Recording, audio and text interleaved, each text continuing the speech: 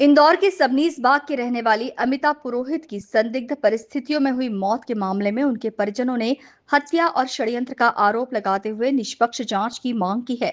मृतका के भाई संतोष टपरावत ने पुलिस अधिकारियों को ज्ञापन सौंपकर मामले की जांच वरिष्ठ अधिकारियों से कराने और विशेष जांच दल गठित करने की मांग की है।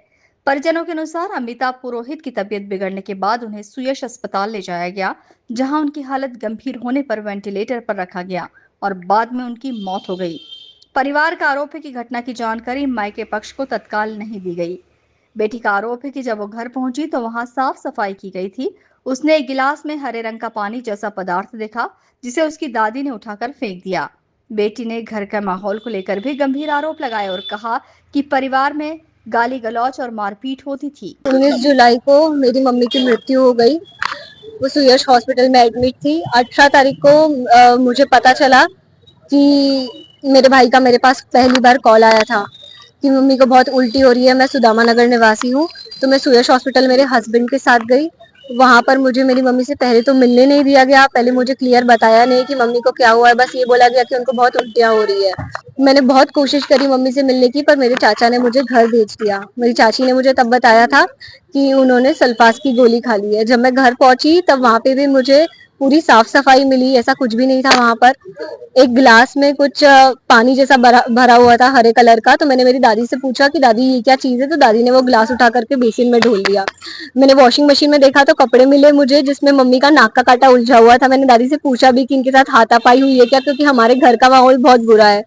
गाली गलौच भी होता था, मारपीट भी करते थे, उनके अन्य महिलाओं के साथ संबंध थे, तो वो मेरी मम्मी को कभी अच्छे से ट्रीट नहीं करते थे। मेरे पिताजी का नाम है ललित पुरोहित और वो नगर निगम में चतुर्थ श्रेणी के कर्मचारी है। मुझे लगता है कि ये कुछ खिला के मारा है उन्होंने। घर वाले सब शामिल है, मेरे पिताजी स्पेशली। मैं 1 महीने से ट्राई कर रही हूँ, न उनका फोन जब्ती हुआ है, न सीसीटीवी फुटेज निकाली गई है, न घर पे जाकर के किसी भी प्रकार की कोई इन्वेस्टिगेशन करी गई है। मृतका के परिजनों ने अस्पताल और घटना स्थल के सीसीटीवी फुटेज, डॉक्टरों के बयान, आरोपियों के mobile phone, WhatsApp chat, call detail, mobile location तथा बैंक यूपीआई लेनदेन जैसे संभावित साक्ष्यों को सुरक्षित करने की मांग की है।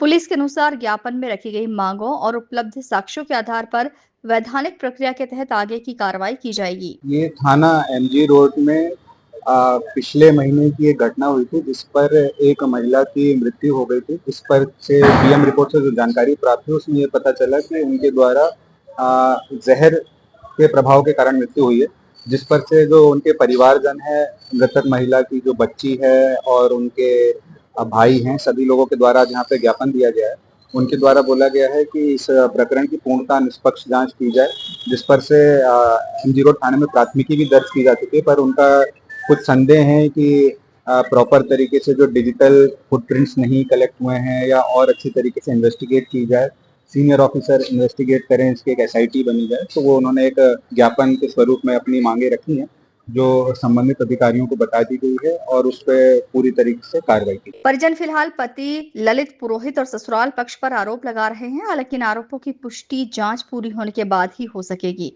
अब देखना होगा कि पुलिस की जांच में क्या खुलासा होता है। Bureau report, INN news, Indore.